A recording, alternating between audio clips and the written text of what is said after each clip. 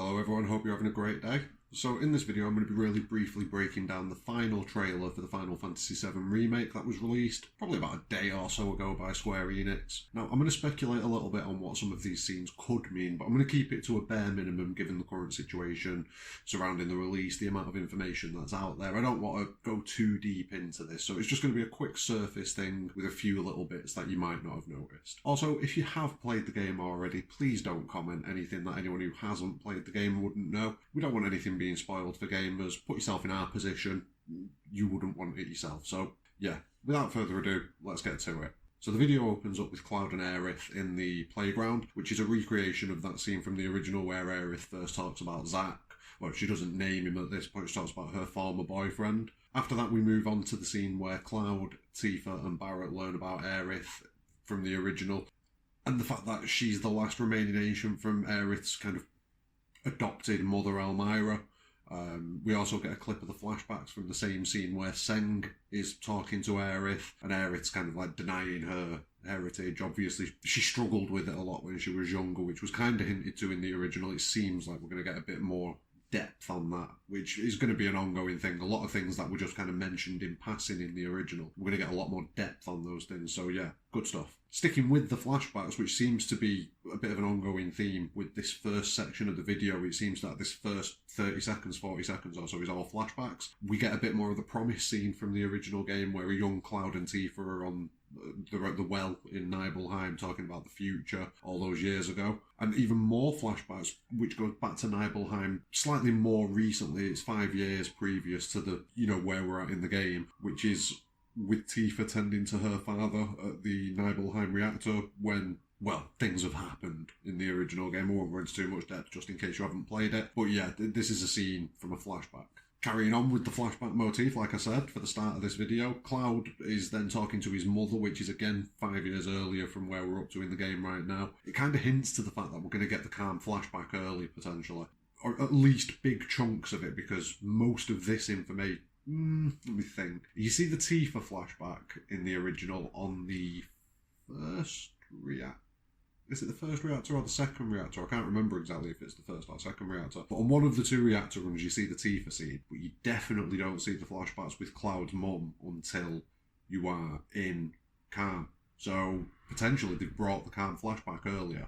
We then come into more modern times, it seems, with the Avalanche gang and joining me, also Jesse, Biggs, Wedge. They're kind of all having a bit of banter and having a meal. And then we cut to a scene with a group of masked assailants with like a logo on the balaclavas that they're wearing, who seem to be challenging the main character, saying about them being burglars. So not too sure what's going on there. Not really got any kind of grounds to speculate on this one. It seems, though, that this section of the game and the next few clips are all going to revolve around the War Market section of the game. So first up, we have a red-haired character who we've not had any details on, but for me, it looks like the guy, I mean, at this point, he's in the War Market section of the game, he's shouting about Tifa. Now, it looks like he's the guy that stands outside the Honeybee Inn from the original game, because he's practically identical to him. It smacks of that character, so I think that this is that character recreated. Then we see a pair of characters who seem to be the MCs for Don Corneo's Battle Arena. I'm going to call them Bebop and Rocksteady. That's not going to be the names, but for me, for now, yeah, that's what they're called. So they're Bebop and Rocksteady. Straight after that, we get a scene with Cloud and Andrea Radea, the character who runs the Honeybee Inn in the remake. Well, he owns it and works in it. The scene then quick cuts to Madame M, who runs a War Market massage parlour, and she seems like she's threatening Cloud. We get a scene with Chocobo Sam, who runs a delivery service in War Market. He seems to be gambling with Cloud, potentially. I mean, it does say, we did get some information released on these characters by Square, and it does say that he is a bit of a gambler. And then finally, we get Leslie Kyle, who's one of Don Corneo's lackeys. We did get, like I said, we got some information released on those characters on on the Final Fantasy VII Remake Twitter. But it was nice to get a quick glimpse of most of these new characters that seem to be in the War Market area, and who seem to be a massively important part of the story, in fairness. I mean, it does seem like these characters are going to take up quite a chunk of the story, so that's going to be quite interesting. We then cut to Barrett and Marlene in the scene where Barrett's explaining that he has to go on the next reactor mission. And then we also get a quick cut to the news report, which is detailing the aftermath of the first reactor attack. It seems like it's following the same sort of route that the original did with this. We get Don Corneo, which is always appreciated. He's talking, it's the scene where he kind of divulges the plan that Shinra have got to deal with Avalanche. Next, we see another new character that we've not got any details for yet. She seems to be just... I don't think she's going to be one of those characters that becomes a big thing. I could be wrong on that. But she's probably just going to be a character that we just see in passing. And she seems to be preaching to the public about Avalanche and the damage that they're causing, which kind of shows that the group isn't that popular in Midgar, or at least not with everybody. Following that, we get what I believe is the scene with the Shinra businessman on the train from the original game, which is, it's clearly been changed and expanded on, as Sifa seems to be helping him in some sort of capacity, but, not much information to work with here. We then see Mayor Domino and his assistant from the original game making an appearance, which is probably going to be very similar to, again, how it went down on the original. I don't think you'll be doing the same little mission, the little side quest where you have to find which bookcase is in the wrong section of the library and guess the secret word for him to help you. Although, I wouldn't be adverse to doing that. I'd be fine with that. Be interesting to see. Reeve then shows up, showing his scummy face, playing both sides like he did in the original, I assume, and being dismissed by President Shinra as usual. The scene then continues to show Hojo and Scarlet, which, it's the scene from the original where the team are hiding in the vents, listening to the Shinra executive mission during the raid on the Shinra HQ. We then get a quick shot of the new character Rose, who doesn't really appear that much in this trailer, but we get a shot of him in the middle of a motorcycle duel with Cloud, and that's quickly followed by Heidegger kind of being intense as he usually is and telling people not to let other people get away. Aerith then tries to warn people of the inevitable retaliation from the Shinra, and then we get a few more shots of these so-called Whispers that are interacting with Aerith. Bit more on that later on.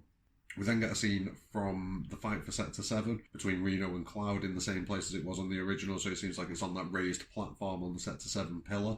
And then it cuts to a shot with Hojo. First we get a quick shot of Hojo, but then we get an insane shot of the sample HO512 boss from that section of the original. He looks absolutely intense. He's giving me strong vibes of like the Tyrant from Resident Evil, the original. Yeah, he looks amazing. Absolutely amazing.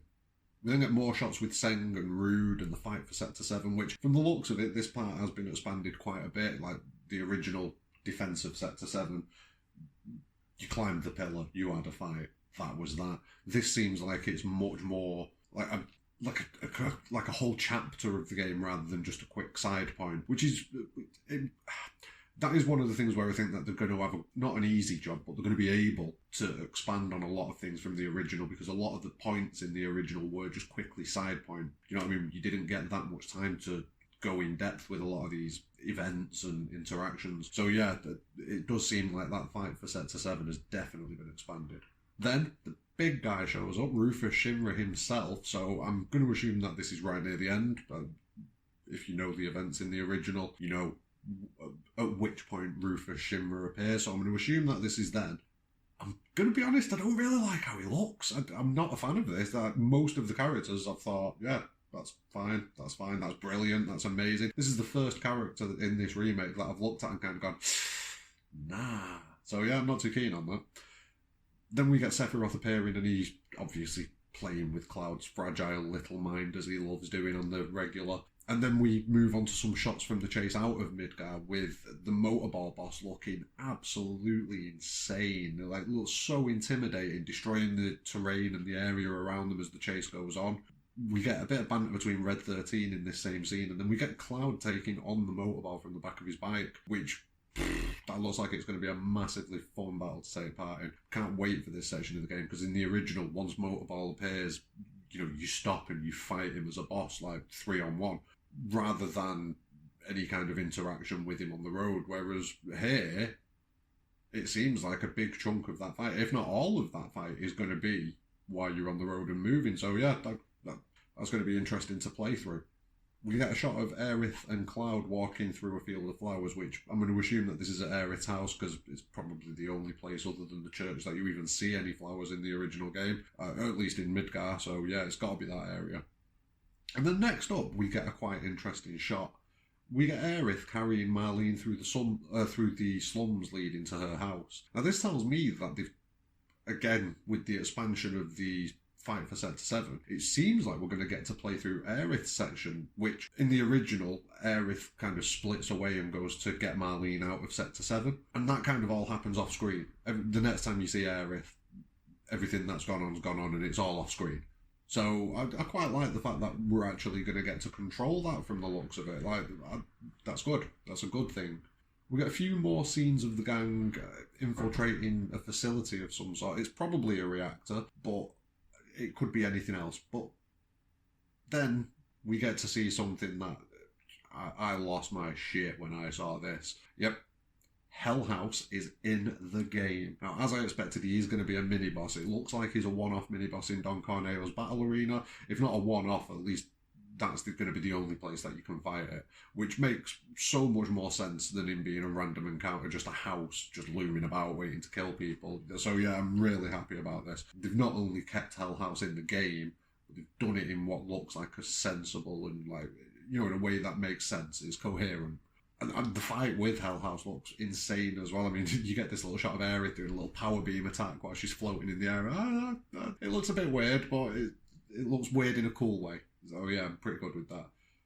We get some shots of some summons then using their, well, what looks like using their main attack. So it looks like Ifrit's giving a custom sweeper an absolute pummeling. And then we get Shiva demolishing an Eligor, which, if you remember from the original game, you could steal Aerith's striking staff weapon from Eligor. So it will be very interesting to see if we can get anything like that from Eligor, if there is a steal there. I'm hoping that they've kept things like that in, if I'm being completely honest, because yeah, stealing weapons that you shouldn't have from a really rare monster in the game, you know, that's part of the experience. So yeah, I'm hoping that that's still in there. We get a few more shots of the fight between Rufus and Cloud on top of the Shinra headquarters, which this also looks like a very nice, fun fight. And then we also get a scene of President Shinra holding Barrett down with a gun in the Shinra headquarters, which it could be the scene where the gang have been captured and they have that kind of face-to-face meeting with Shinra before other things happen. So yeah, it could be that scene, or it could be a completely different scene. The reason why I think it could be a completely different scene is coming in a second, so we'll get to that in a second. But Aerith explains how the whispers touching her causes her to lose a part of herself, which is, it's an interesting premise. I can't wait to learn a bit more about this whole new addition to the story. I mean, I'll talk about it a little bit more later on, but let's just keep getting through these scenes first. This next scene, like I was saying a minute ago, the scene with Barrett and President Shinra could be a new scene. This next scene concerns me a bit, as we see Sephiroth putting his blade straight through Barrett in the same room as we just saw President Shinra holding a gun on him. Now, I'm not sure what to think about this. Does this mean that this is a completely new scene? Does this mean that they've made Barrett present during the scene between Sephiroth and Shinra that happens off camera? There's a lot of possibilities here, so I'm not going to speculate too much, but yeah, it's an interesting scene. It's a very interesting scene. We then see Rufus fleeing the battle with Cloud, and then finally we get a few pretty crazy shots from what seems like it's right at the very end of the game. It's on the highway that the gang have used to escape from Midgar, so it looks like it's just after the fight with Motorball. We see a large glowing light, and we see the whispers that we keep seeing get mentioned in this trailer. Then there's a massive explosion, which gives me pretty strong Meteor vibes. Like, it really does give me the strong vibes of, are we seeing a vision of Meteor, or is it something else? It could be either. But then we see Sephiroth kind of like floating in the air, encased in purple light, with chaos going on all around him, telling Cloud that together they're going to defy their destiny. Then you get the logo, and you'd assume that that's the end of the trailer, but there's still a few seconds left, so if you hang on until after the logo's gone, we get a pretty interesting shot after that. Now, I assume that this is Cloud arriving at Midgar for the first time after the events of Crisis Core.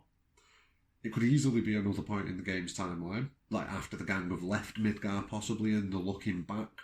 I don't know, something just tells me that it's that scene at the end after, it's kind of a scene that is after Crisis Core and just before the start of Final Fantasy VII where Cloud arrives.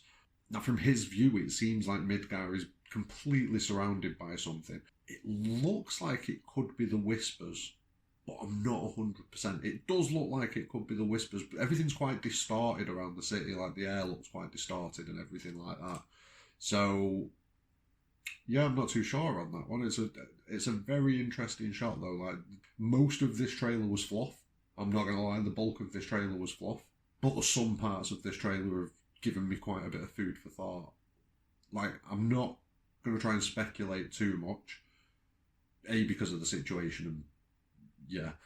But B, because I'd be swinging wildly on a couple of these. So yeah, that's the end of the trailer. Now, like I've said, a lot of it is fluff. We've seen a lot of it already. A lot of it's shot-for-shot recreations of things from the original, so there's not too much to think about there. If you're someone who's never played the original, this trailer might be a bit more hype for you, because you don't know a lot of those scenes, and I hope that I've not spoiled anything for you here. I've tried not to as much as I can. There was 3 or 4 parts of this trailer that definitely made me raise an eyebrow a bit, like, hey, oh, what's that? The whispers, we've seen them before, the whispers, but they are definitely very interesting. Now, these whispers, they seem to be sort of like a manifestation of Jenova and Sephiroth's will, and some sort of representation of the reunion, from what I'm guessing. They're probably going to replace the test subjects who were wandering around a lot of areas from the original game in black cloaks, and you talk to them and they'd mumble nonsense and then die or disappear or whatever. The fact that they're draining something from Aerith tells me that they're probably going to be something related to Sephiroth and Jenova, that are kind of interacting unexpectedly with her due to the fact that she's an ancient. But again, this is speculation. I'm not too sure, so it's going to be it's interesting. It's something I'm looking forward to learning about.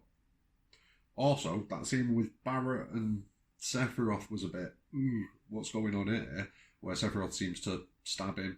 So, yeah, I'm looking forward to finding out what the deal is there. The scene with Sephiroth during the final escape from Midgar, that's probably just going to be like, ooh, chase me, one of those kind of scenes trying to hype you up for the second part of the game.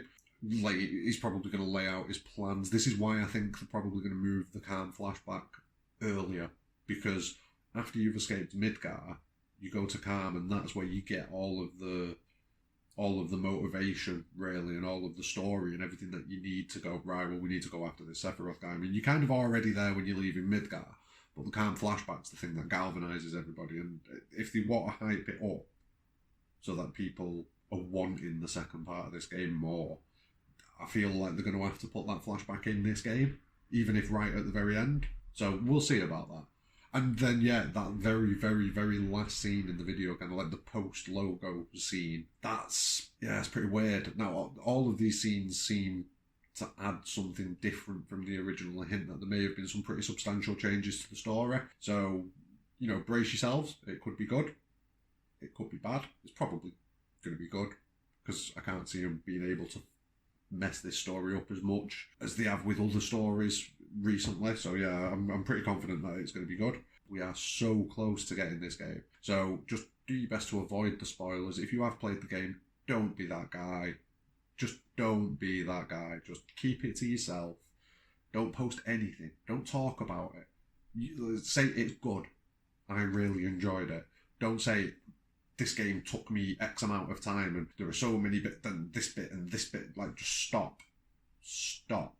Don't be that guy.